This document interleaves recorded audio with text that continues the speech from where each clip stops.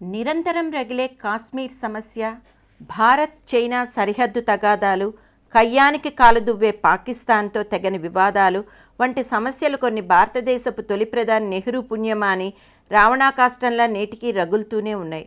నెహ్రూ కాకుండా సర్దార్ వల్లభాయ్ పటేల్ కానీ మనకు తొలి ప్రధాని అయి ఉంటే మన దేశం ఇప్పుడున్నట్లు కాకుండా ఎంతో సుభిక్షంగా ఉండేదని పెద్దలు తరచుగా అంటూ ఉంటారు.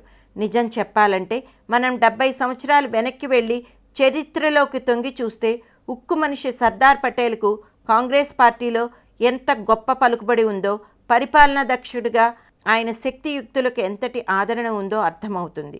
1946లో బ్రిటిష్ వారు మన దేశ పరిపాలనా పగ్గాలను ఎన్నికల్లో అత్యధిక మెజారిటీతో నెగ్గిన కాంగ్రెస్కి అప్పగించాలని నిర్ణయించినప్పుడు కాంగ్రెస్ అధ్యక్షుడిగా ఎవరుండారనే ఎంపిక చాలా కీలకంగా పరిణమించింది.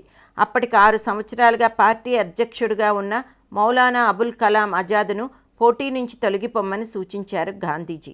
ఇక అప్పుడు బరిలో ఉంది ఇద్దరు, ఒకరు సర్దార్ పటేల్, రెండో వ్యక్తి జవహర్ లాల్ నెహ్రూ. ఇద్దరిలో ఎవరు అధ్యక్షులైతే వారే దేశ ప్రధానిగా ఉండాలన్నది అందరి నిర్ణయం.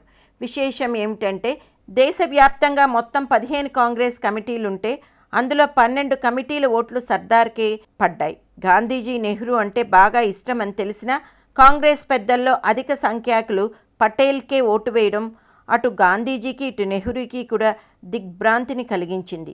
పటేల్ సెక్యులర్ కాదని, హిందుత్వానికి మొగ్గు చూపుతాడని, నెహ్రూ అయితే సెక్యులర్ అని, అందరినీ కూడగట్టుకుని ముందుకు నడిపించగలడని గాంధీజీకి ఏదో ఓ నమ్మకం. అందుకే పటేల్కి మెజారిటీ మద్దతు ఉన్నా అతన్ని పోటీ నుంచి తొలగిపోమ్మని, నెహ్రూని ప్రధానిగా చేద్దామని గాంధీజీ ఆయన కోరేసరికి పటేల్ పెద్ద మనసుతో సరేనన్నారు.